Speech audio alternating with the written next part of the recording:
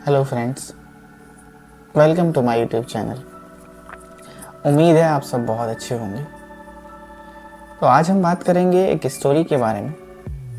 एक middle family से parents होते हैं और पेरेंट्स प्राइवेट जॉब कर रहे होते हैं। उनका एक बच्चा होता है। अब वो धीरे धीरे जैसे बड़ा होता है उन्हें उसकी पढ़ाई की फिक्र होती है, बशर्ते कि वो खुद भी टीचर होते हैं और उस पर मेहनत करते हैं पढ़ाने की। लेकिन उस बच्चे के कुछ भी समझ में नहीं आता है। और उनके बच्चे का नाम होता है राहुल, और वो राहुल से बहुत ज़्यादा प्यार करते हैं, उसे पढ़ाने की कोशिश करते हैं। और जब उसे पढ़ाना शुरू करते हैं उनकी समझ में आ जाता है कि बच्चा हमारा थोड़ा सा मंद बुद्धि है, उसके कम समझ में आता है। अब वो स्कूल में भेजते हैं।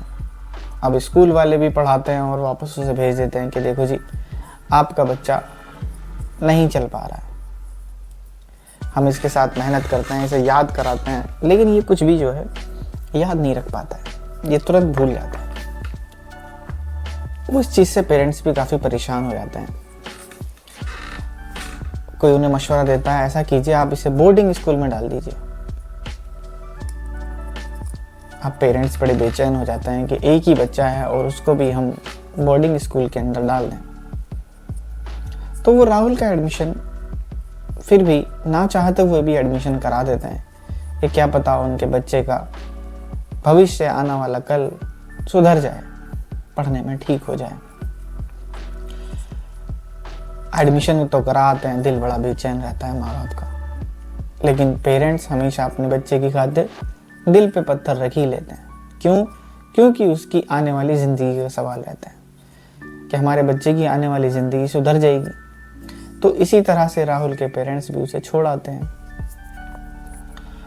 साल गुजरता है, 2 साल गुजरते हैं, बच्चा धीरे धीरे बड़ा होता है। सभी टीचर उससे परेशान हो जाते हैं कि इसे कितना भी याद करा दो, इसे कुछ याद भी नहीं होता। अब वो फर्स्ट क्लास से सेकंड क्लास और सेकंड क्लास में से निकल ही नहीं पाया। भाई फर्स्ट क्लास में उसको ऐसे ही प्रमोट कर दिया कि चलो ठीक है, सेकंड क्लास में तो एटलीस्ट कर ही दें। अब जो सेकंड क्लास के बच्चे थे वो 4th 5th में चले गए और वो उसी क्लास में रहा। बार बार पेरेंट्स मीटिंग होती है, पेरेंट्स को बुलाते रहते हैं प्रिंसिपल कि देखो जी, आपके बच्चे का स्टैंडर्ड ये है, ये बिल्कुल भी आगे नहीं बढ़ पा रहा है, कुल मिला के इसमें बिल्कुल भी जान नहीं है, ये कुछ भी कर नहीं पा रहा है। पेरेंट्स भी परेशान हो जाते हैं, लेकिन फिर भी वो सोचते हैं कि आप इसे पढ़ाइए, आप इस पे मेहनत कीजिए। फिर भी उसे वहीं छोड़ करके आ जाते हैं। बच्चा भी बड़ा परेशान हो जाता है, धीरे धीरे बच्चा और बड़ा हो जाता है। एक दिन टीचर बहुत ज़्यादा परेशान होकर के उससे बोलते हैं, देखो भाई राहुल, अब तुम बड़े भी हो गए हो, लेकिन तुम क्लास में आगे बढ़ ही नहीं पा रहे हो। अपने पेरेंट्स का पैसा बर्बाद मत करो। आप ऐसा करो, आप चले ही जाओ, आप घर जाओ और कुछ काम वगैरह करना, माँ बाप का काम में हाथ बटाना या कुछ काम वगैरह सीख लेना, जिससे कि तुम्हारे माँ बाप का कुछ सहारा बन सके। अब राहुल परेशान होकर के, अब टीचर ने कहा है और उसको भी समझ में आ रहा है कि कई साल हो चुके हैं एक ही क्लास में भटकते हुए, एक ही क्लास में घिसते हुए, कितना अपने आप को मैं झेलूं। और बच्चे भी उसे चिढ़ाने लगे, हर कोई उसे ताने देने लगा। उसने सोचा चलो ठीक है, अब ऐसा ही करते हैं कि मैं यहाँ से चला ही जाता। वहाँ से वो निकलता है, क्योंकि घर कोई ज़्यादा दूर होता नहीं है उसका। अब जैसे रास्ते में चल रहा होता है, उसे चलते चलते प्यास लग जाती है। जब प्यास लगती है तो वो सोचता है चलो कहीं नल मिलेगा तो मैं पानी पीऊंगा। सरकारी नल पे जाता है।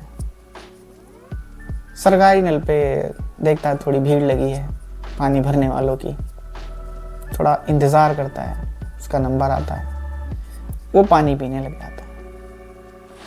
अब जब पानी पीता है नीचे झुक करके, वो देखता है कि वो पत्थर काफ़ी घिसा हुआ है।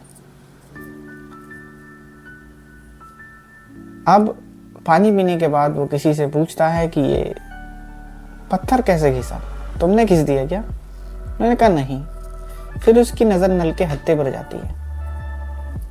जब नल का हत्था वो देखता है तो उसमें देखता है कि वो भी बिल्कुल कट के छोटा हो चुका है, क्योंकि जब चलाते हैं तो वो भी घिस जाता है।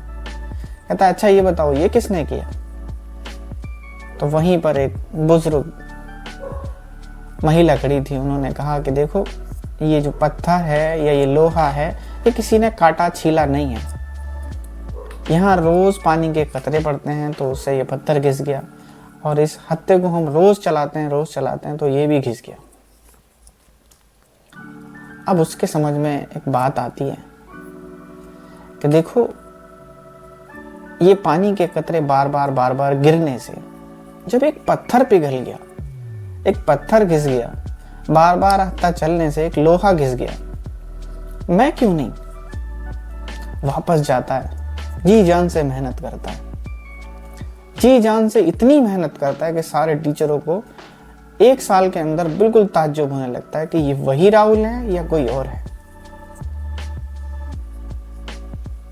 और धीरे धीरे वो वहां से निकल के पास आउट होता है। हाँ, उम्र थोड़ी ज्यादा हो जाती है, लेकिन आगे चल के वो इतना बड़ा साइंटिस्ट बनता है कि सभी लोग उसे ऑटोग्राफ लेने के लिए तरसते हैं।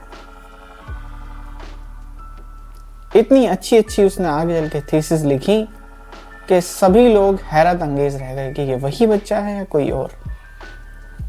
तो सिर्फ उसने लगन से अपने आप को, मेहनत से अपने आप को प्रूव किया। तो इसी तरह से मैं आप सभी स्टूडेंट से यही कहूँगा, हार ना माने। एक बार अगर आप हार चुके हैं, 2 बार हार चुके हैं, लगे रहें।